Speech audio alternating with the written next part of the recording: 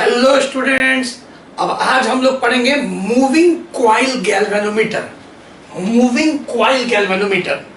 अब गैल्वेनोमीटर क्या है आप जानते हैं। It is a device to detect and measure current. Detect माने पता कर देगा किसी वायर में करंट है कि नहीं है। आप गैल्वेनोमीटर लगा दीजिए तो पता चल जाएगा। जब डिफ्लेक्शन शो करेगा उसका पॉइंटर, तो डिटेक्ट का मतलब पता करना और मेजर करना करंट को। तो करंट मेजर करता है, वो अलग बात है कि जो करंट मेजर करता है उसमें एरर होता है, तो इसको नेक्स्ट क्लास में पढ़ेंगे कि मेजर कर देता है लेकिन एरर के साथ। प्रिंसिपल क्या है और मूविंग कॉइल क्या है पहले समझते हैं। लास्ट वीडियो में पढ़ाए थे टॉर्क, जो कि आप लोग एनसीईआरटी भी रीड किए होंगे। तो टॉर्क पढ़ाए थे, टॉर्क ऑन कॉइल। तो टॉर्क ऑन कॉइल पढ़ाए थे NIAB साइन थीटा।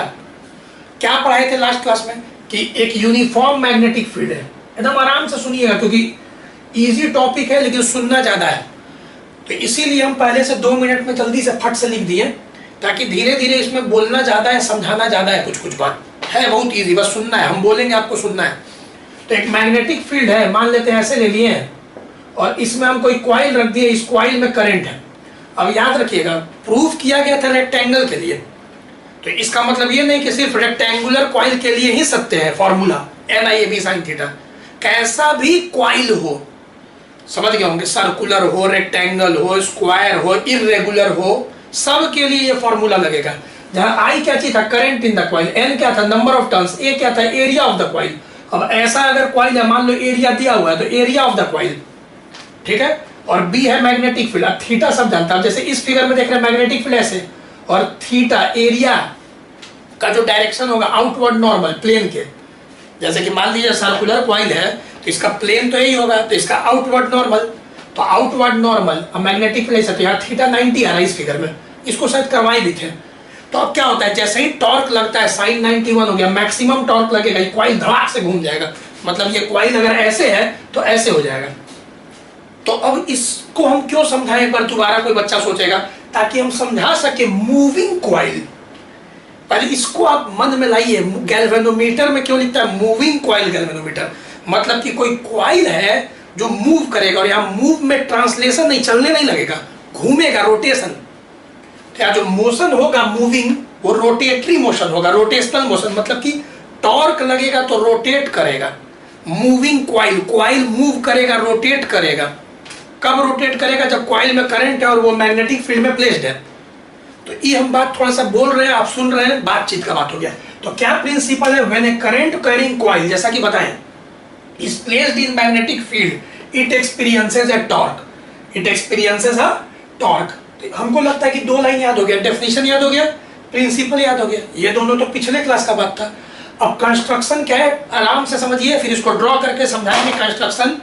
फिर आप NCERT का भी देख लीजिएगा, डेरिवेशन पूरा कंप्लीट NCERT का है, याद रखिएगा। जब भी मैं डेरिवेशन करता हूं तो NCERT फॉलो करता हूं, जरूरी है। अब कंस्ट्रक्शन, कंस्ट्रक्शन क्या है, it consist of a long copper coil wound on a soft iron cylindrical core. इसमें एक सिलेंडर का, जैसे कि यहाँ पे देखिए बॉटल है, मान लीजिए लोहा का सॉफ्ट आयरन का एक सिलेंडर है, और उसके ऊपर लंबा तार ऐसे लपेट दिया जाएगा। लोहा का सिलेंडर, सॉफ्ट आयरन का सिलेंडर है जिसपे कॉइल को लपेटना है। तो it consist of a long copper coil wound, wound मतलब लपेटना, ठीक है, वाउंड का मतलब लपेटना, on a soft iron cylindrical core. It is attached with a pointer. Common sense है कि जो सिलेंडर होगा सॉफ्ट आयरन का, उस पर पॉइंटर फिक्स किया रहेगा, वेल्डिंग किया रहेगा, क्योंकि जब सिलेंडर घूमेगा तो साथ साथ पॉइंटर घूमेगा, तब ना रीडिंग मिलेगा 1 एम्पियर 2 एम्पियर कितना करंट है। तो रीडिंग भी तो चाहिए ना, तो पॉइंटर तो होगा। And spiral spring. अब स्पाइरल स्प्रिंग के बारे में बताते हैं। एंड सपोर्ट टू पाइवोट्स, पाइवोट माने काठी। अब हवा में तो सिलेंडर लटकेगा नहीं, तो उसको सपोर्ट चाहिए, तो सपोर्ट किया जाएगा 2 काठी पे। बताएंगे कैसे। The system is kept between radial magnetic field, ठीक है, यूनिफॉर्म रेडियल मैग्नेटिक फील्ड लिख दो, between uniform radial, uniform radial RADIAL, सब समझाएंगे। Radial magnetic field produced by semi cylindrical poles of permanent magnets. तो इसको बहुत अच्छा से समझाएंगे। पहले आप क्या कीजिए कि इसको नोट कर लीजिए पहले कंस्ट्रक्शन को, क्योंकि जगह चाहिए। इसको हम डिटेल में भी समझाएंगे। पहले इसको आप कम से कम ये 2 लाइन पहले वीडियो पॉज करके नोट करिए, ताकि हम कंस्ट्रक्शन को बना बना के सारा बात को समझा सके। ऐसे वाउंड माने लपेटना, पाइवोट माने बताए काठी, और यूनिफॉर्म रेडियल मैग्नेटिक फील्ड कैसा होता है, सेमी सिलेंड्रिकल पोल्स कैसा होता है, permanent magnet, actually horse shoe magnet है हम लोग का, हॉर्स शू मैग्नेट। तो चलिए इसको वीडियो पॉज करके नोट हो गया। चलिए तो डेफिनेशन और प्रिंसिपल आप लोग नोट कर लिए, वेरी गुड। चलिए कंस्ट्रक्शन, देखिए कंस्ट्रक्शन में बोर्ड एग्जाम में हम लोग एनसीईआरटी का बनाएंगे, लेकिन एक बार पहले एचसी वर्मा का भी पहले समझिए। देखिए रफ में पहले डायग्राम को समझिए। देखिए ये भी फिगर पहले फीलिंग के लिए बहुत जरूरी है कि एक सॉफ्ट आयरन सिलेंडर, एक सिलेंडर है जो लोहा का है, लोहा का जात होता है सॉफ्ट आयरन, उसके ऊपर कॉइल लपेटा हुआ है। चलिए कॉइल लपेटा हुआ है, कॉइल समझ गए। तो सिलेंडर, सॉफ्ट आयरन सिलेंडर, उसके ऊपर तार ऐसे ऐसे n टर्न्स में लपेट दिए, 50 टर्न, 100 टर्न, क्लियर। फिर एक पॉइंटर को वेल्डिंग किया हुआ है, पॉइंटर, पॉइंटर ऐसे ही दिखा दिया, 3D है एक्चुअली, रफ फिगर में ऐसे पॉइंटर वेल्डिंग किया हुआ है, ठीक है। चलिए पॉइंटर, ये हो गया पॉइंटर, और पीछे कोई अपना मार्किंग होगा 1 एम्पियर 2 एम्पियर, रफ फिगर है, फिर अभी करेंगे एनसीईआरटी का, पहले रफ में समझो। और यहां पे ऐसे मैग्नेट, यहां पे ऐसे मैग्नेट, सब समझाएंगे, नॉर्थ और साउथ, जो कि मैग्नेटिक फील्ड प्रोड्यूस करेगा। परमानेंट मैग्नेट है, इसका मैग्नेटिक फील्ड होगा नॉर्थ से साउथ, नॉर्थ से साउथ, याद कर लो, मैग्नेटिक फील्ड होगा नॉर्थ से साउथ। तो यहाँ चुंबक दिखाया गया ऐसे ही कि नॉर्थ से साउथ मैग्नेटिक फील्ड है, जो मैग्नेट, परमानेंट मैग्नेट है, मैग्नेटिक फील्ड प्रोड्यूस कर रहा है नॉर्थ से साउथ। कैसा मैग्नेट है सब समझाएंगे, पहले रफ में समझो ना थोड़ा सा फीलिंग के लिए। अब होगा क्या कि जैसे ही तुम करंट सेटअप करोगे, एक चीज छूट रहा है, यहाँ पे एक स्पाइरल स्प्रिंग ऐसे, और फिर एक पाइवोट यहाँ और एक पाइवोट यहाँ, काठी, ताकि हवा में ये सब ऐसे फिक्स है, ठीक है, ऐसे फिक्स है। अब चलो यहाँ पे एक स्पाइरल स्प्रिंग है। देखो स्पाइरल स्प्रिंग के बारे में थोड़ा सा तुमको हम बताते हैं और क्यों यूज करते हैं। जैसे एक स्प्रिंग ऐसे बना था, अब ये जो स्प्रिंग है हेलिकल स्प्रिंग, हेलिकल स्प्रिंग, इसमें क्या है ना, हेलिकल स्प्रिंग में हम पढ़ाए थे तुम लोग को, अभी नेचुरल लेंथ में, अभी कोई नहीं छू रहा है, तो अभी इसमें स्प्रिंग फोर्स 0 है, पढ़ाए थे ना 11th में। लेकिन स्प्रिंग फोर्स पहला लेगा कब, जब हम इसको इलोंगेट करेंगे या इसको नेचुरल लेंथ से कंप्रेस करेंगे। और स्प्रिंग फोर्स का फॉर्मूला था kx, k था स्प्रिंग कांस्टेंट जो मटेरियल पे डिपेंड करता था, जितना k कम होगा उतने लचीला स्प्रिंग होगा। थोड़ा 11th का बात पहले समझो, 11th का बात, स्प्रिंग फोर्स। अब जैसे x क्या होगा, इस नेचुरल लेंथ से हम मान लो 2 सेंटीमीटर इलोंगेट कर दिए, तो स्प्रिंग फोर्स अंदर जन्म लेगा, छोड़ेंगे तो रीस्टोरिंग, खटाक वापस लाएगा, ये रीस्टोरिंग फोर्स होता है जो वापस लाता है। यही अगर कहाँ वापस लाता है, नेचुरल लेंथ पे। यही अगर नेचुरल लेंथ यहाँ कंप्रेस कर दिए, छोड़ेंगे तो फिर वापस आना चाहेगा, तो रीस्टोरिंग फोर्स होता है स्प्रिंग फोर्स, और k होता है स्प्रिंग कांस्टेंट, और x होता है कितना नेचुरल लेंथ से खींच दिए या दबा दिए, ठीक। अब या इस स्प्रिंग को नहीं यूज करना है, यहाँ पे ऐसे नहीं यूज करना है, इसी स्प्रिंग को हम लोग को स्पाइरल स्प्रिंग चाहिए ऐसा, या कुछ बुक में हम देखते हैं कि इसी को ऐसे बना देता है, लेकिन अब ट्विस्ट करना है। देखो अब इलोंगेट नहीं करना है, इसको ट्विस्ट करना है, रोटेट करना है। अब ये स्पाइरल स्प्रिंग जो है, spiral spring SP, spiral spring, अब सोचो एक जगह यहाँ पाइवोट है, यहाँ पे भी पाइवोट, अब ये अगर कसेगा, यहाँ पे देख रहे हो, ये जब कसेगा घूमेगा, जैसे कि तुमको कैसे फीलिंग दे, जैसे कि मान लो कि प्लास्टिक है, पॉलिथीन है, ध्यान देना, प्लास्टिक है पॉलिथीन दे, तुम कोई सामान लाने गए बाजार और पॉलिथीन में सामान लेके आ रहे हो, झूमते हुए मस्ती में ऐसे घुमा रहे हो, तो जब तुम ऐसे ऐसे उसको घुमा रहे हो पॉलिथीन को, प्लास्टिक को, तो वापस से रोटेट कर रहा है, ट्विस्ट कर रहा है, बोलते रोटेट कर रहा है, ट्विस्ट कर रहा है। अब ऐसे ऐसे ऐसे ऐसे घुमा घुमा के तुम घुमा दिया, अब जैसे ही तुम छोड़ोगे फिर वापस आएगा, वापस आएगा ना, तो उसको बोलते हैं ट्विस्ट कर रहा है। तो यहाँ पे हम लोग को इसको ट्विस्ट कराना है, कितना बुक यही करता है, लेकिन इसी को अब खींचना या दबाना नहीं है, ट्विस्ट करना है। तो ये स्पाइरल की तरह काम करेगा, ये हेलिकल वाला, ऐसे ऐसे नहीं, अब ट्विस्ट, ट्विस्ट का बात हो रहा है, जो घड़ी में होता है स्पाइरल स्प्रिंग। इसमें क्या बताना था ना कि अगर हम लोग ट्विस्ट करते हैं तो ऐसे होता है, टॉर्क बराबर के थीटा या के फाई, के थीटा। जो बच्चा 11th पढ़ा है समझ गया होगा। 11th में हम कैसे बोलते थे, बोलो तो कंपेयर खेलो, याद है ना, खूब बोला है तुम लोग। क्योंकि फोर्स चलाता है, टॉर्क घुमाता है, के अपने जगह पे, ठीक है ना, के वही स्प्रिंग से रिलेटेड किस मटेरियल से बना हुआ है, और अब एक्स के जगह पे क्या किया गया, थीटा। अब ई नहीं देखना कि कितना चलेगा, कितना घूमेगा स्प्रिंग, कितना एंगल घूम गया, रोटेट कर गया, ट्विस्ट कर गया। तो ये फॉर्मूला से ये फॉर्मूला तो तुमको समझ में आ रहा है, स्प्रिंग टॉर्क। तो अब स्प्रिंग फोर्स का बात नहीं करना है, क्योंकि स्प्रिंग को ऐसे ऐसे नहीं करेंगे, स्प्रिंग टॉर्क का बात करना है, स्प्रिंग टॉर्क। तो हम बोल रहे हैं, तुम सुनते रहना, अभी स्प्रिंग टॉर्क का बात करना है, ठीक है, स्प्रिंग फोर्स का नहीं। तो स्प्रिंग टॉर्क के थीटा या के फाई, स्प्रिंग टॉर्क के थीटा, अभी बताएंगे। के थीटा, थीटा हो गया एंगल जितना घुमाई, सब रफ में भी समझते रहोगे। अब देखो क्या होगा, क्यों लगाते हैं स्प्रिंग, ये सब समझाएंगे, दो कारण है उसका। अब आते हैं वापस फिर से, जैसे ही तुम करंट दिए, अब सोचो, पहले खुद सोचो क्या होगा करंट दिए तो। जैसे ही तुम करंट दिए, अभी थोड़ा थोड़ा रफली क्या समझोगे कि कॉइल में करंट आ गया। जैसे ही कॉइल में करंट आ गया, टॉर्क लगेगा, NIAB sin थीटा। टॉर्क आएगा तो कॉइल घूमना चाहेगा, क्योंकि कॉइल लपेटा हुआ है सिलेंडर पे, बेचारा कॉइल घूमेगा तो मजबूरी में सिलेंडर भी नेचुरली है कि घूमेगा। अब सिलेंडर घूमेगा तो पॉइंटर भी घूमेगा। अब पॉइंटर घूमेगा, समझ में आ रहा हो, तो स्प्रिंग भी घूमेगा, ट्विस्ट करेगा स्प्रिंग। इतना तो फीलिंग आ रहा होगा। अब देखो, स्प्रिंग लगाने का दो कारण है, स्प्रिंग लगाना बहुत जरूरी है, दो कारण है।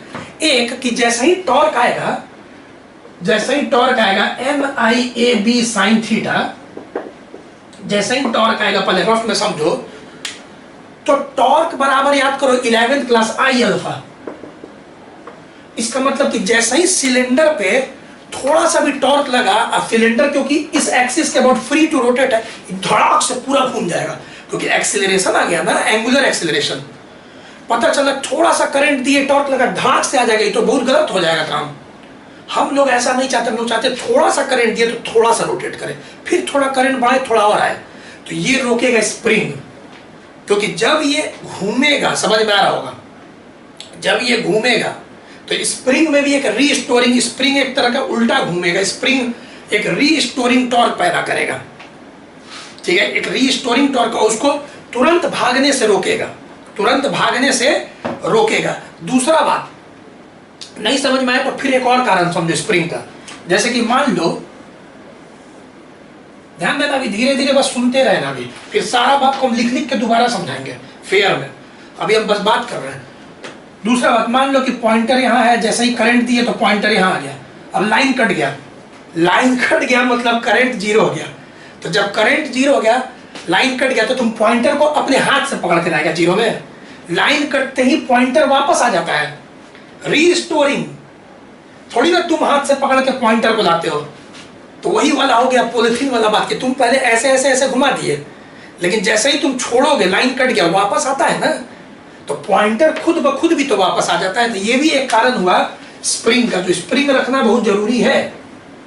रीस्टोरिंग टॉर्क उसमें पैदा होता है, वो घूमते रहता है, अब फिर जैसे ही लाइन कटेगा वापस आएगा, लाइन कटेगा तो वापस आएगा। अब देखो, ध्यान दीजिएगा, अब देखो यहाँ पे मैग्नेट के बारे में समझना है, थोड़ा थोड़ा फीलिंग आ गया होगा रफ फिगर में।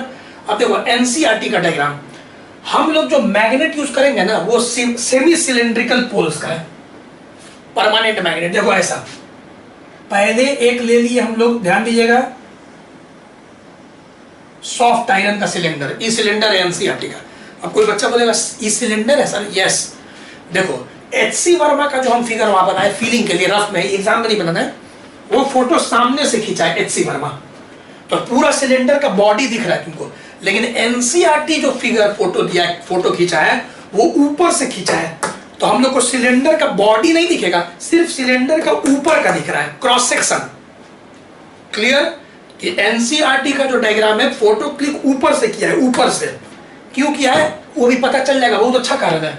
और इसी से ये जो तुम कर दिए, इसको रखा गया सॉफ्ट आयरन को सेमी सिलेंड्रिकल पोल्स। NCERT में हम तो बोलेंगे खोल के रख लो, NCERT वी खोल के रख लो, नॉर्थ परमानेंट मैग्नेट, देखो कैसा पोल है, सेमी सिलेंड्रिकल। NCERT भी वीडियो देखते देखते खोल के रख लो बगल में। और साउथ, अभी बार मैग्नेट नहीं है। अब देखो सेमी सिलेंड्रिकल, अब यहां पे ध्यान देना, पहले 1 मिनट तो लिख लिए ना तुम लोग, ही हम रब करेंगे इसको, वीडियो पॉज के कंस्ट्रक्शन को लिखो क्योंकि जगह चाहिए, बहुत चीज समझाना पड़ता है दोस्त, धीरे धीरे। चलो लिख लेना। अब समझाएंगे रेडियल मैग्नेटिक फील्ड, एक एक वर्ड समझाएंगे, बस तुम शांति से सुनो।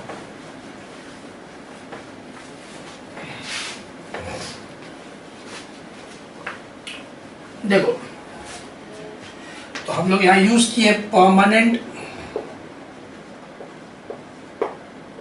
मैग्नेट, ठीक है, और ये एक ऐसे कर दिया NCERT स्टैंड, और यहां वेल्डिंग कर दिया पॉइंटर, ये क्या हो गया पॉइंटर,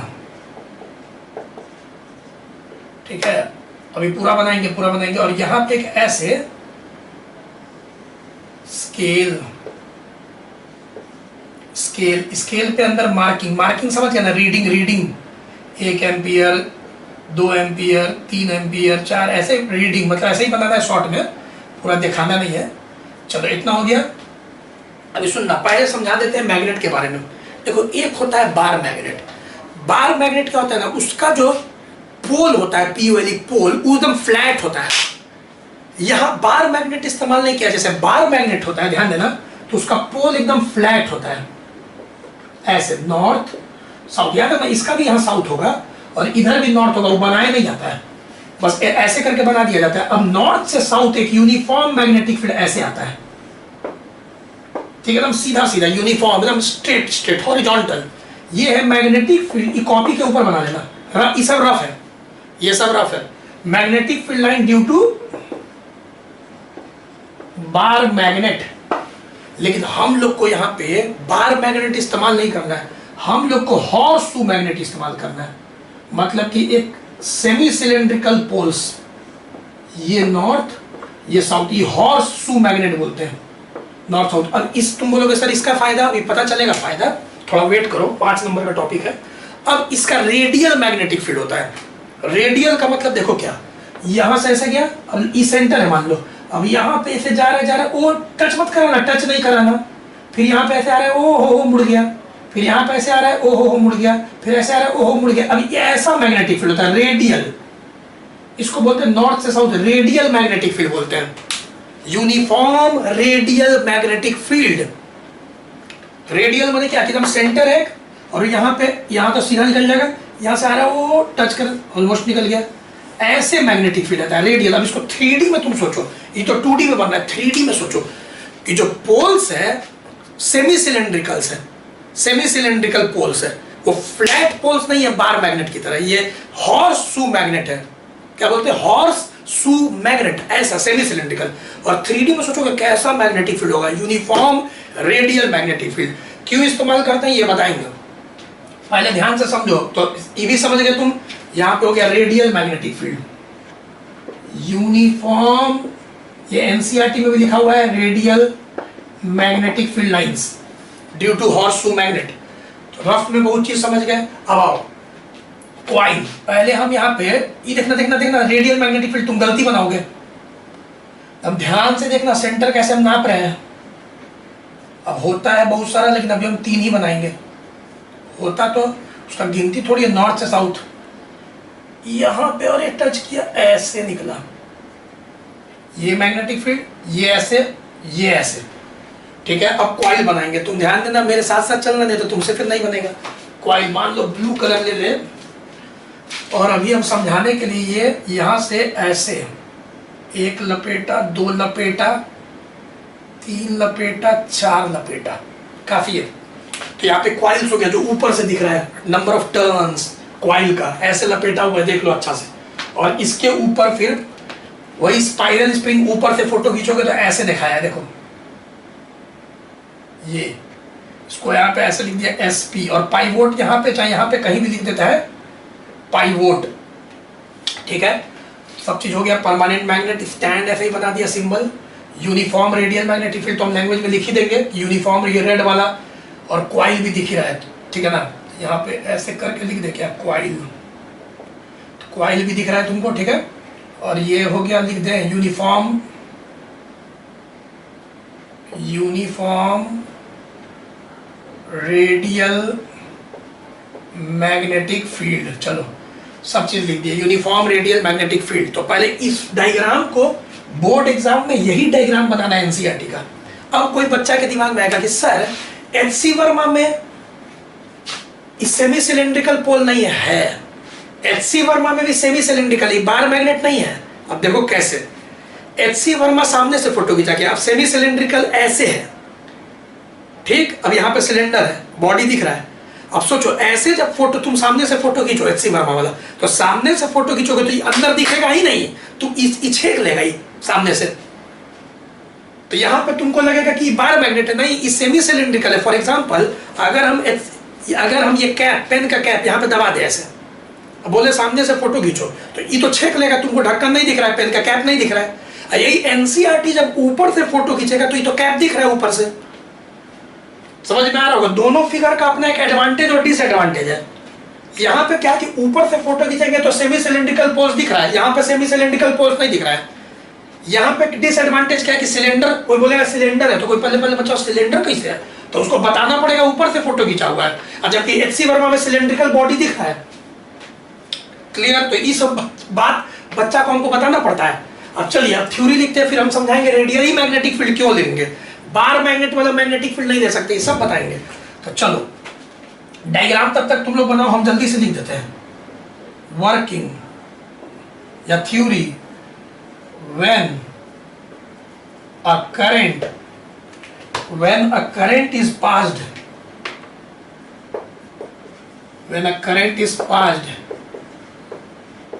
ये सब नोट कर लेना रफ में, जल्दी हम ये सब रफ कर देंगे। ये सब छोटा छोटा, एकदम छोटा छोटा बनाना है कॉपी के ऊपर, ये सब एकदम छोटा छोटा कहीं साइड में कॉपी के ऊपर बनाओ, वो सब थोड़ी ना फेयर में आएगा, वो सब रफ है, ये सब रफ है, रफ एग्जाम में नहीं बनाना है, अभी कॉपी के ऊपर बनाओ।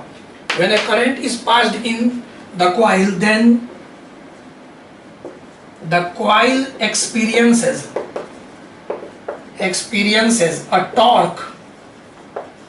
So when a current is passed in the coil experiences a torque and rotates. The spring also rotates. The spring also rotates, hence a restoring torque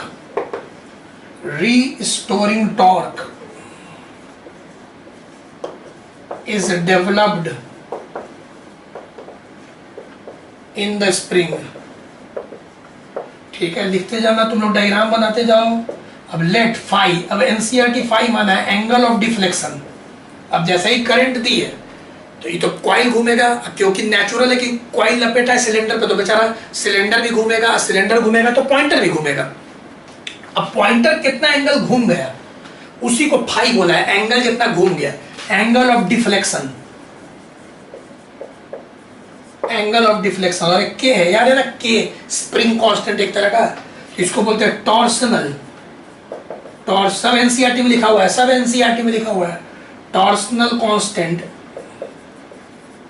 of spring, क्योंकि अब सब जानता है ट्विस्ट होगा, ट्विस्ट का बात होता है तो बोलते हैं टॉर्सनल कांस्टेंट ऑफ स्प्रिंग, या रीस्टोरिंग टॉर्क। रुक जाओ, डार्क नहीं चल रहा है। Restoring torque per unit twist.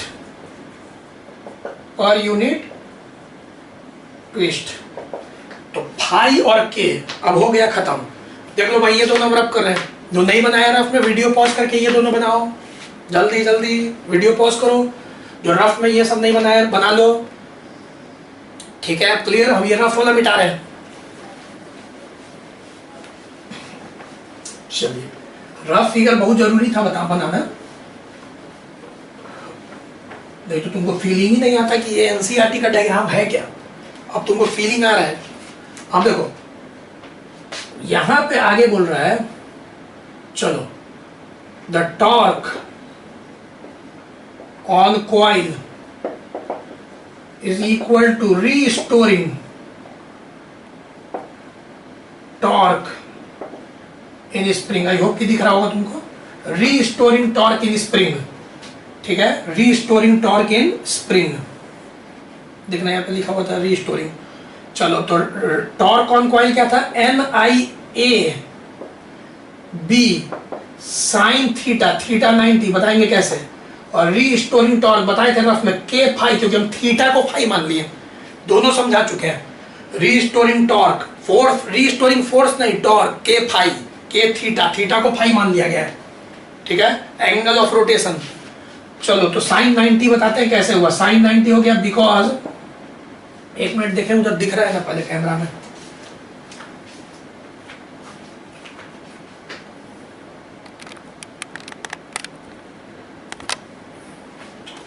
चलो चलिए तो अब यहां पे हम लोग देख रहे हैं NIAB साइन 90, 90 कैसे हुआ समझाते हैं।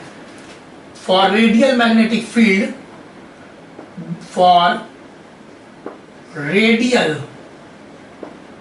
मैग्नेटिक फील्ड थीटा 90 डिग्री होता है।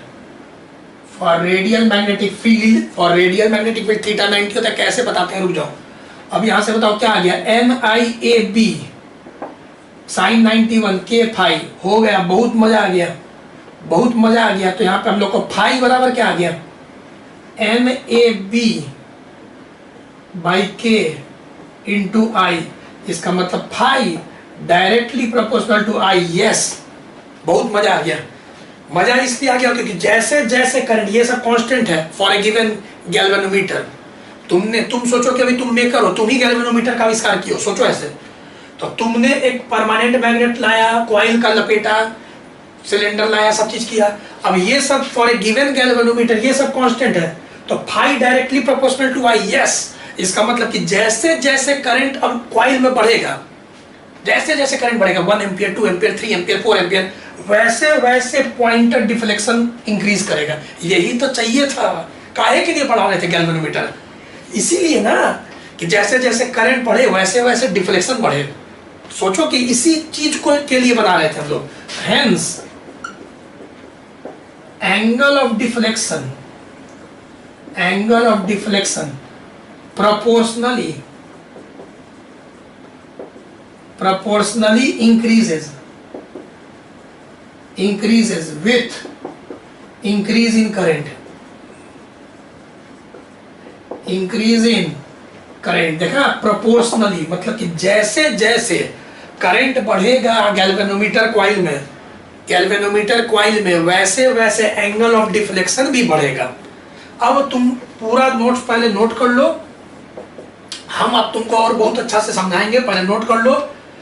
तुम बोलेगा सब समझ गए सर, खाली 90 डिग्री समझा दीजिए। NIAB साइन थीटा, अब थीटा ले लिए 90, ई थीटा किसका है, ये थीटा किसका है, A और B के बीच का एंगल। और सुनो कैसे थीटा 90 हुआ, देखो ध्यान दो। पहले तुम इस सिलेंडर, इस लाल वाला मैग्नेटिक फील्ड को देखो जो कॉइल को टच कर रहा है। शुरू में ये वाला और ये वाला मैग्नेटिक फील्ड कॉइल को टच नहीं कर रहा है, तो अभी इसको और इसको नहीं देखेंगे, बस इसको देखेंगे। ये मैग्नेटिक फील्ड को देखो जो कॉइल को टच कर रहा है। अब ये मैग्नेटिक फील्ड ऐसे है, ठीक है, ये कॉइल हम बाहर निकाले, ये मैग्नेटिक नंबर ऑफ टर्न्स अभी ऐसे है, ये मैग्नेटिक फील्ड ऐसे है B, ऐसे जो टच कर रहा है। अब मान लो तुम सिलेंडर को थोड़ा बाहर निकालो, टीयू बाहर निकालो, तो कॉइल जो कि ये ब्लू वाला, ये जो कॉइल है यहाँ पे, इसको तुम बाहर निकालो, क्यों, तो इसका जो प्लेन का एरिया, एरिया जो होगा, एरिया वेक्टर आउटवर्ड नॉर्मल, तो एरिया किसका, कॉइल जो लपेटे हो ना भाई, सिलेंडर बाहर निकालो।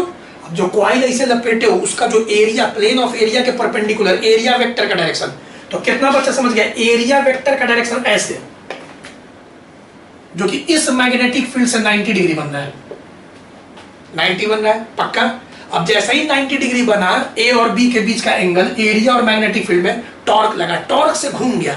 अभी घूमा, थोड़ा सा घुमाओ, जैसे ही ये घूम गया, जैसे ही ये घूम गया, अब ऐसा हो गया कॉइल। अरे इसको मन में घुमाओ, अब ये वाला और ये वाला टच नहीं करेगा कॉइल को, ये वाला बीच वाला रेड वाला मैग्नेटिक फील्ड कॉइल को टच करेगा, अब ये वाला मैग्नेटिक फील्ड टच कर रहा है, क्योंकि अब ये कॉइल घूम गया, रेडियल मैग्नेटिक फील्ड। अब सोचो ये जो अब कॉइल है उसका एरिया ऐसे आ रहा है, अब ए और बी का एंगल बताओ 90 डिग्री। जैसा ही 90 हुआ फिर टॉर्क लगा, फिर ही घूमा, फिर थर्ड में जब ये घूमेगा तब कॉइल घूम के ऐसे हो गया, ठीक है। जैसे जैसे घुमाते जाओ मन में, पहले यहां था तो ये वाला मैग्नेटिक फील्ड को कंसीडर करना था, फिर थोड़ा घूम गया तो इस मैग्नेटिक फील्ड को कंसीडर करना है, फिर घूम गया तो इस मैग्नेटिक फील्ड को कंसीडर करना है, तो अब ये वाला मैग्नेटिक फील्ड हम लोग को कंसीडर करना है। अब बताओ कॉइल का एरिया का डायरेक्शन आउटवर्ड नॉर्मल, तो अब एरिया ऐसे, बताओ 90 डिग्री आ रहा है। अब मूर्ख की तरह मत सोचना कि 3 ही मैग्नेटिक फील्ड है, ये हम बस समझाने के लिए ताकि तुम्हारा कॉन्सेप्ट क्लियर रहे।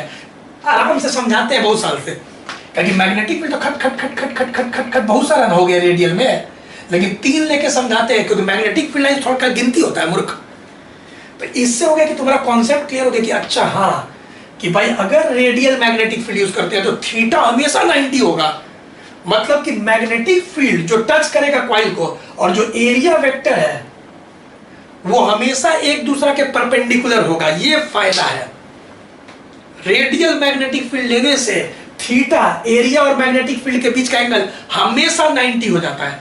अब इससे क्या फायदा है समझाते हैं, पहले इसको पहले नोट करो, एकदम समझ में आ गया सबको। अब बहुत क्योंकि अच्छा समझाए हैं, थोड़ा मूर्ख वाला काम मत करना, अपना भी तुम्हारे पास दिमाग होगा थोड़ा, सारा चीज को एग्जांपल से समझा दिया जाता है। चलो पहले इस डायग्राम को बना लिए, एनसीईआरटी खोले हो तो एनसीईआरटी से ही देख के बना लो ना यार। नोट्स जल्दी से लिखो वीडियो पॉज करके, हम रब करेंगे।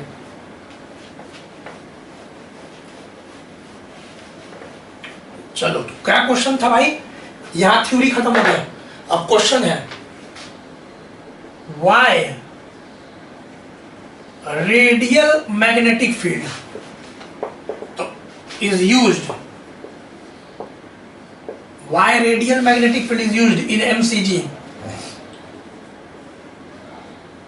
Moving coil galvanometer, MCG moving coil galvanometer का शॉर्ट में लिखते हैं। चलो तो why radial magnetic field is used in MCG, question. तो by using radial magnetic field, radial magnetic field, the angle between A vector and B vector, तुम समझ जाओ ना, एरिया वेक्टर और magnetic field vector, the angle between, तुम पूरा लिख लेना, area vector and magnetic field is always 90 degree, ऐसे भी सही है। तो सो torque on coil, torque on coil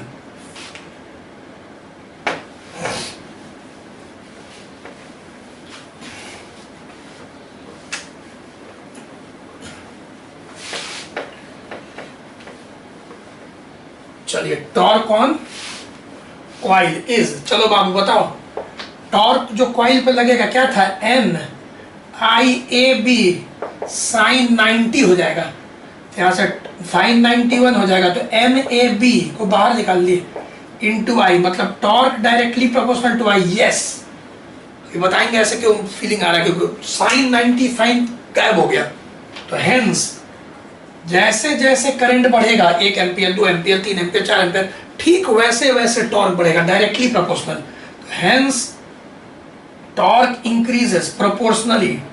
यही तो हम लोग चाहते हैं कि जैसे जैसे करंट बढ़ेगा वैसे वैसे टॉर्क बढ़े और वैसे वैसे फाई बढ़े, एंगल ऑफ डिफ्लेक्शन, क्योंकि टॉर्क ही से ना आया फाई के फाई, तो torque increases proportionally, proportionally with increase in current। अब देखो ये आंसर लिख दिए, अब कोई बच्चा बोलेगा थोड़ा और समझाइए। देखो बाबू, अगर तुम बार मैग्नेट लेते हैं, हॉर्स शू मैग्नेट नहीं लेते, सेमी सिलेंड्रिकल नहीं लेते, तो नहीं होता ऐसा, फिर गैल्वेनोमीटर नहीं बनता। देखो क्या है, काम ही नहीं हो पाता, डायरेक्टली प्रोपोर्शनल होता। देखो क्या है, फिर मैग्नेटिक फील्ड एकदम ऐसे हो जाता है हॉरिजॉन्टल, नॉर्थ से साउथ। अब मान लो कोई कॉइल रखे हुए हो, तो ऐसे केस में जब तुम ध्यान सोचोगे मैग्नेटिक फील्ड हमेशा फिक्स हो गया है, तो थीटा वेरिएबल हो जाएगा। तो फिर जो टॉर्क आएगा MI/AB साइन थीटा, कब? जब बार मैग्नेट लेंगे तो पूरा मनहूस हो जाएगा। बार मैग्नेट लेंगे पूरा मनहूसियत हो जाएगा, क्योंकि थीटा वैरी करेगा बार बार। क्वाइल अलग एंगल बना रहा है, फिर अलग एंगल बना रहा है, थीटा अगर 90 नहीं होगा अलग। तो अब यहां पे हम लिख दिए k फाई, अब E वेरिएबल है, अब I directly proportional to phi नहीं लिख सकते क्योंकि E भी एगो वेरिएबल आ गया। हम लोग यहाँ क्यों लिखते हैं फाई डायरेक्टली प्रोपोर्शनल? क्योंकि बाकी सब कांस्टेंट है। अब पता चला कि साइन थीटा भी चेंज हो रहा है हमेशा, तो हम नहीं लिख सकते हैं I directly proportional to phi, नहीं होगा, मनहूसियत हो गया। अब गैल्वेनोमीटर नहीं बनेगा अगर बार मैग्नेट लेंगे, क्योंकि फिर थीटा चेंज करते रहेगा। इसीलिए साइंटिस्ट लोग दिमाग लगाया कि क्या करें, तो लोग दिमाग लगाया रेडियल मैग्नेटिक फील्ड का, हॉर्सशू मैग्नेट, सेमी सिलेंड्रिकल। उससे क्या होता है, साइन थीटा गायब हो जाता है। क्यों? क्योंकि साइन 91 हम लोग का जो टारगेट है अचीव हो जाता है। बार मैग्नेट से नहीं अचीव होगा, प्रोपोर्शनल नहीं रहेगा। इसका मतलब कि अगर बार मैग्नेट यूज करते हैं तो मान लो कभी 1 डिग्री दिए करंट, सॉरी 1 एम्पियर करंट दिए तो 2 डिग्री हुआ, फिर 1 एम्पियर दिए 3 डिग्री, फिर 1 एम्पियर दिए 8 डिग्री, फिर 1 एम्पियर दिए 17 डिग्री, कुछ भी, तो प्रोपोर्शनल वाला कॉन्सेप्ट नहीं आएगा, तो फिर मजा नहीं रहेगा। गैल्वेनोमीटर माने क्या कि जैसे जैसे करंट बढ़े, बोलो आगे, वैसे वैसे डिफ्लेक्शन बढ़े, तब आएगा मजा, तब उसको हम लोग यूज कर सकते हैं। चलो नोट करो, सेंसिटिविटी भी पढ़ाना लेट हो रहा है। सेंसिटिविटी ऑफ गैल्वेनोमीटर, इधर तो हो ही गया होगा पूरा।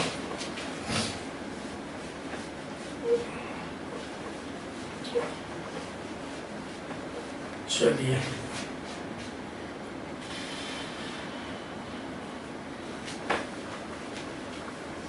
सेंसिटिविटी ऑफ गैल्वेनोमीटर भी एक टॉपिक पढ़ाएंगे, और याद रखना, अच्छा उसको अंत में बोल देंगे।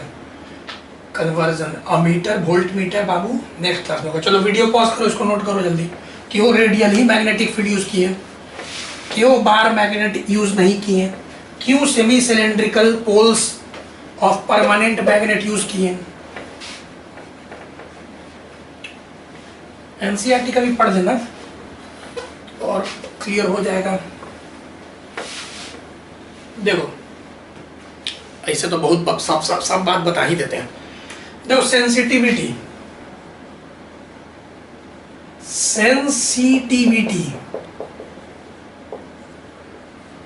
ऑफ गैल्वेनोमीटर, ध्यान सुना, सेंसिटिविटी ऑफ गैल्वेनोमीटर क्या है? को जैसे 2 गैल्वेनोमीटर है मान लो, बस ऐसे ही सोचो अभी कि 2 गैल्वेनोमीटर है, ठीक है। गैल्वेनोमीटर का पॉइंटर बीच में ऐसे रखा जाता है ताकि अगर इधर से करंट आएगा तो इधर मुड़ेगा, इधर से करंट आएगा तो इधर मुड़ेगा, तो बता देगा किधर से करंट आ रहा है। इसीलिए उसका नीडल जो साइंटिस्ट लोग बनाता है ना, जो मेकर, तुम सोचो कि तुम ही मेकर हो, तुम ही बना रहे हो, तो जब अभी तो ऐसे बना दिया गया था कि उधर से मीटर की तरह, लेकिन आमतौर पे गैल्वेनोमीटर का जो नीडल है ना, ये ऐसे ही बता रहे हो, उसको डायग्राम में मत चेंज करना कुछ भी, ठीक है ना। उसको ऐसे रखा जाता है, इधर से करंट इधर मुड़ता है, इधर से करंट इधर। चलो हटाओ सब बात। अब मान लो दोनों में हम 1 एम्पियर करंट दिए, 2 गैल्वेनोमीटर है, एक हम बनाए हैं, एक तुम बनाए हो। हम दोनों कौन है? मेकर है हम लोग यूजर नहीं है, अभी यूजर नहीं है हम लोग मेकर है, मतलब हम ही लोग बनाए हैं गैल्वेनोमीटर। हम लोग कैसे बनाए? पूरा सिलेंडर लाए, क्वाइल लपेटे, परमानेंट मैग्नेट लाए। तो अभी मेकर की तरह सोचो, think like a maker.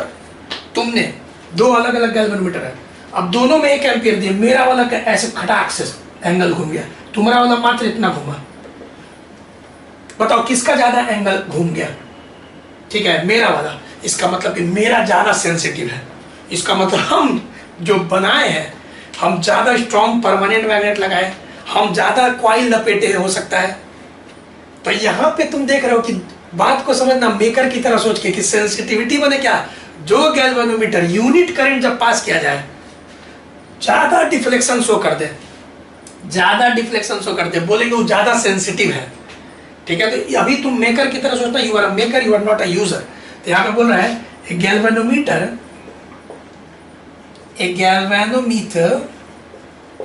is said to be more sensitive, is said to be, ठीक है, more sensitive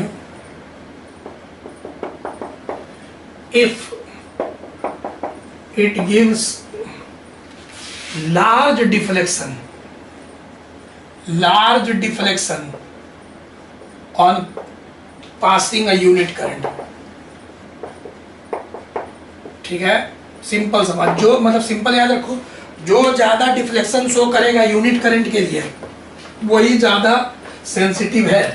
और इस टॉपिक को समझना है तो मेकर की तरह सोचो। अब सेंसिटिविटी कैसे बढ़ाएंगे? अब मान लो तुम बोलोगे सर हम तो साइंटिस्ट हैं, हमको अपने गैल्वेनोमीटर का सेंसिटिविटी बढ़ाना है, तो कैसे बढ़ाएं सर? हम क्या क्या अच्छा सामान उसमें हम लोग फिट करें, ज्यादा स्ट्रॉन्ग परमानेंट मैग्नेट। तो हम अभी तुमको क्या पढ़ाए थे कि फाई बाई आई, यहाँ पे देख लेना, अभी फॉर्मूला प्रूव किए थे, NAB/K था, देखो ध्यान से।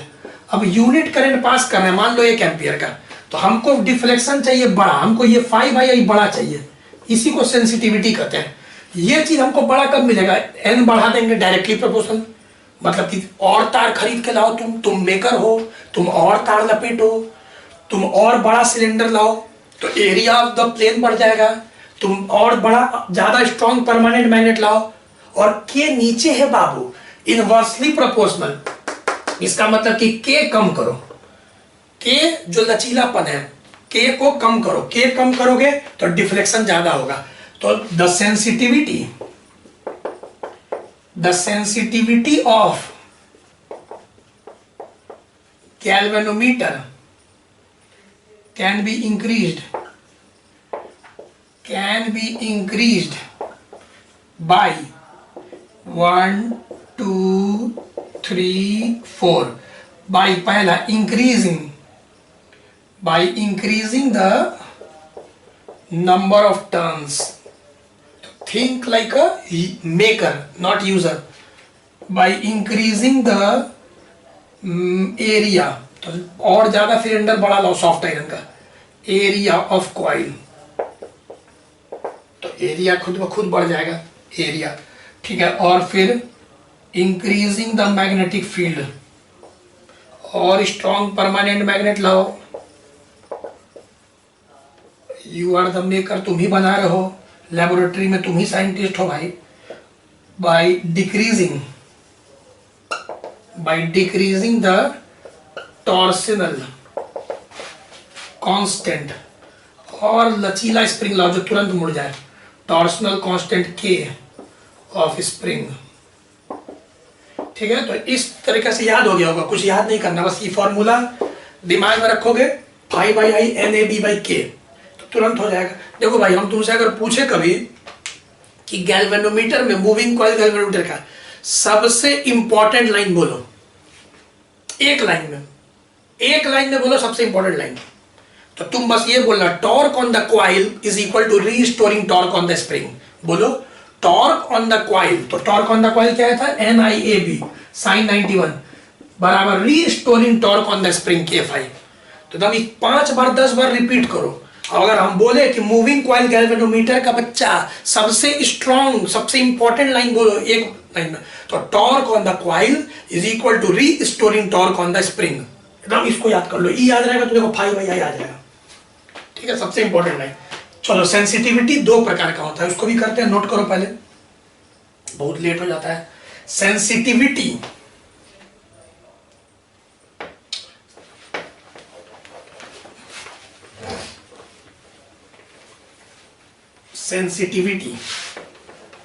का टाइप्स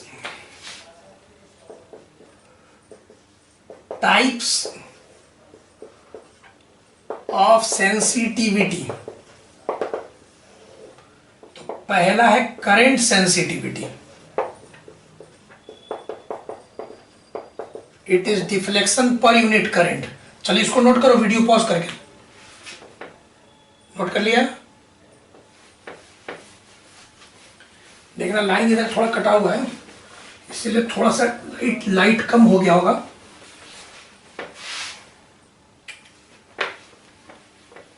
चलिए कोई बात नहीं, 5 मिनट और है, खत्म हो जाएगा।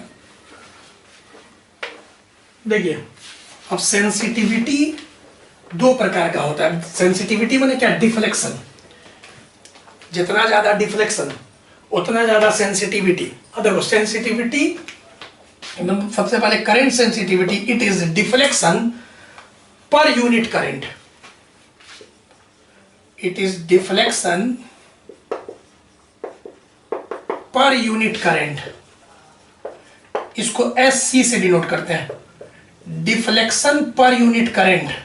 तो अभी क्या आ गया था? NAB/K। अभी समझाए ना यार, यही करंट सेंसिटिविटी है। दूसरा वोल्टेज सेंसिटिविटी। वोल्टेज सेंसिटिविटी क्या हो गया बच्चा? It is deflection per unit voltage, per unit voltage. इसको SV से डिनोट करते हैं, वोल्टेज सेंसिटिविटी।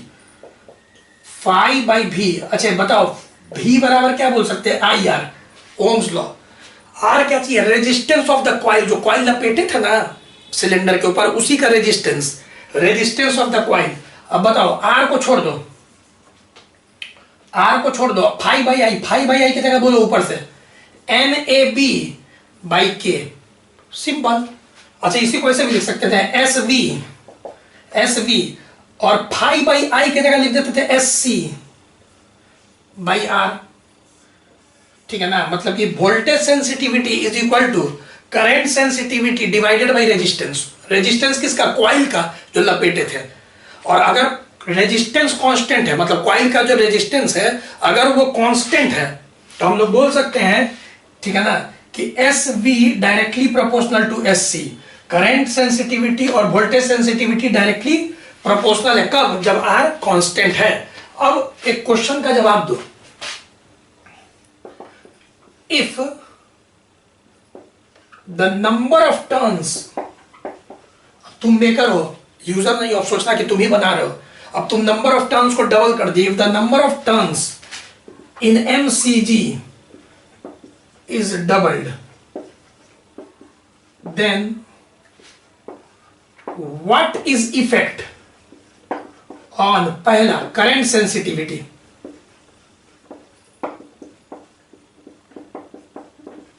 current sensitivity, दूसरा voltage sensitivity,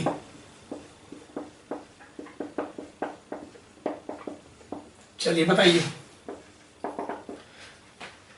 वीडियो पॉज करिए, सोचिए कि अगर N को तुम मेकर हो, तुम ही बना रहे हो, पहले 50 टर्न था 50, अब तुम और तार खरीद के लाए मार्केट से, ठीक है, अब फिर और लपेटे 100 कर दिए। 50 टर्न्स पहले लपेटे थे, अब 100 टर्न लपेट दिए, नंबर ऑफ टर्न्स को तुम डबल कर दिए। तो करंट सेंसिटिविटी पे बच्चा क्या असर होगा? अगर अब A को तो तुम कुछ नहीं किए, सॉफ्ट आयरन सिलेंडर वैसा ही है, परमानेंट मैग्नेट वैसा ही है, K को भी नहीं चेंज किए, N को डबल किए, तो यहाँ मतलब N डबल होगा तो करंट सेंसिटिविटी भी डबल होगा। तो पहला का आंसर होगा डबल्ड। चलो दूसरा बताओ, वोल्टेज सेंसिटिविटी पे क्या असर होगा? बताओ। आंसर है वोल्टेज सेंसिटिविटी नो इफेक्ट। देखो क्यों? अरे बच्चे यहाँ पे देखो, नंबर ऑफ टर्न्स तो डबल हुआ, ये वाला तो डबल हो गया, N के जगह 2N हो गया, A और B अपने जगह पे, लेकिन R के जगह भी तो 2R हो गया, क्योंकि जब तुम और मार्केट से और तार खरीद के लाए, पहले मान लो 10 मीटर तुम लपेटे थे, पहले तुम 10 मीटर लपेटे थे, 50 टर्न मिला, 50 टर्न, 1 2 3 4, फिर तुम 10 मीटर तार और खरीद के लाए, तो 20 मीटर हो गया तार, सीरीज में से ज्वाइन करके फिर लपेटे, 100 टर्न हो गया। तो जब लेंथ बढ़ गया तो हम लोग पढ़े थे ना, R is equal to rho L/A, length दुगना तो रेजिस्टेंस दुगना, R is equal to rho L/A। तो याद रखना नीचे R भी है, तो अगर लेंथ बढ़ गया, दुगना हो गया, तो रेजिस्टेंस दुगना हो गया, तो रेजिस्टेंस दुगना, 2 कट गया, लो 2 ऊपर नीचे कट गया, वोल्टेज सेंसिटिविटी पे कोई प्रभाव नहीं पड़ेगा, जबकि करंट सेंसिटिविटी डबल हो जाएगा। ये एनसीईआरटी का लास्ट लाइन है, याद रखिएगा, रीडिंग तो लगाइएगा, लेकिन एनसीईआरटी के लास्ट पेज में दिया हुआ है कि कैसे गैल्वेनोमीटर को कन्वर्ट करेंगे अमीटर में, और कैसे गैल्वेनोमीटर को कन्वर्ट करेंगे वोल्ट मीटर में, ये नेक्स्ट वीडियो में पढ़ेंगे, जो कल या सैटरडे या संडे को हम डालेंगे। तो याद रखना उसका न्यूमेरिकल वीडियो भी एक डालना है, ठीक है। तो अभी 2 या 3 वीडियो अभी बाकी है, आप याद रखिएगा। लास्ट अगले वीडियो में क्या पढ़ेंगे, conversion of galvanometer into ammeter and conversion of galvanometer into volt meter. Okay bye, see you in the next video. इसको अच्छा से नोट कर लीजिए।